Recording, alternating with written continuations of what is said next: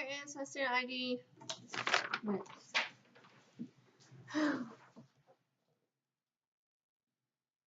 Christopher Hitchens said, "What can be asserted without evidence can also be dismissed without evidence." Criminal evidence plays a part in how justice in our society is served. Today I will be telling you about how the advancements in digital photography and video, portable light sources, fingerprinting, personal computers, AFIS, and DNA, and how they have changed over the course of several years. Criminal evidence has changed by the opportunity of having digital photography. According to Dick Warrington, a former investigator, cameras were not available in the 1970s. If they wanted to get instant pictures, they had to use Polaroids, and if they wanted a video, they had to use a black and white reel-to-reel that weighed about 40 pounds. Digital evidence began in the 1990s.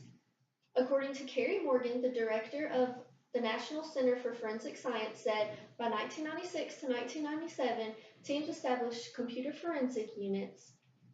Federal crime laboratory directors had meetings twice a year that ended up creating the Scientific Working Group of Digital Evidence. This movement led to the moderation of digital video. Digital video is one of the most reliable sources of evidence that we have today. According to the International Journal of Digital Evidence, in May 17, 1998, video evidence was brought to a meeting where it would be seen as justifiable evidence.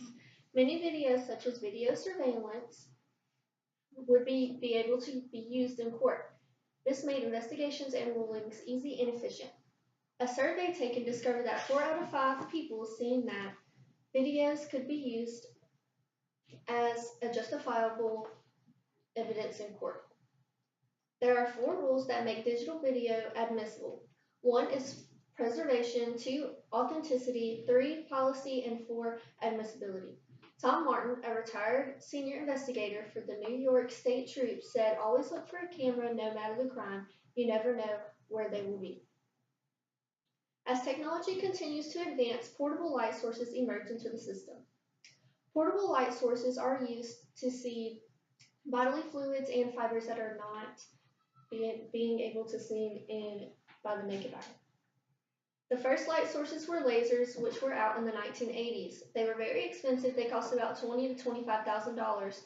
There were so many limitations on them that most workforces did not use them.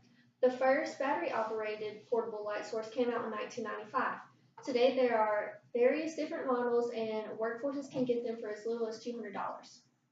As all of these resources are important, fingerprinting was a huge breakthrough.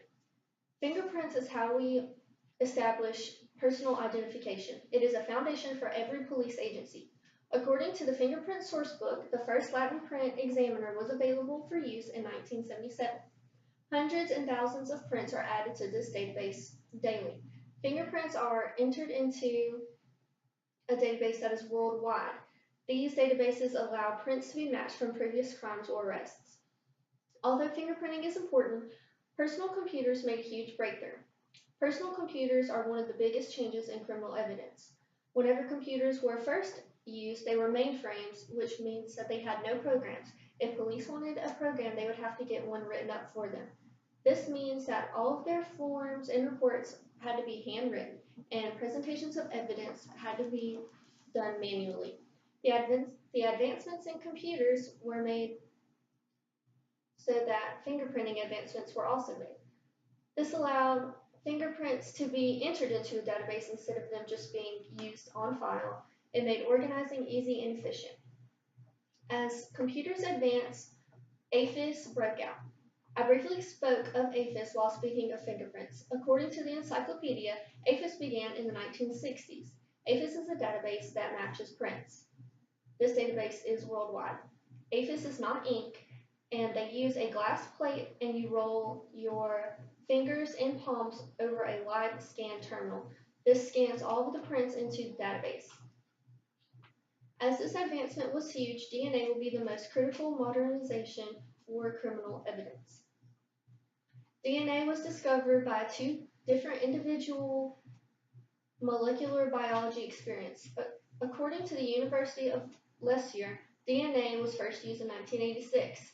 In this use, it linked semen stains from 2 separate murders. It linked 2 crimes together and convicted the perpetrator. DNA includes worldwide databases that contain any DNA sample that's ever taken. Databases can be public or private. The police use the DNA database of nationality. All of these could not be possible without the advancements made in digital photo and video, portable light sources, fingerprinting, personal computers, APHIS, and DNA. Carl Sagan said, extraordinary claims require extraordinary evidence.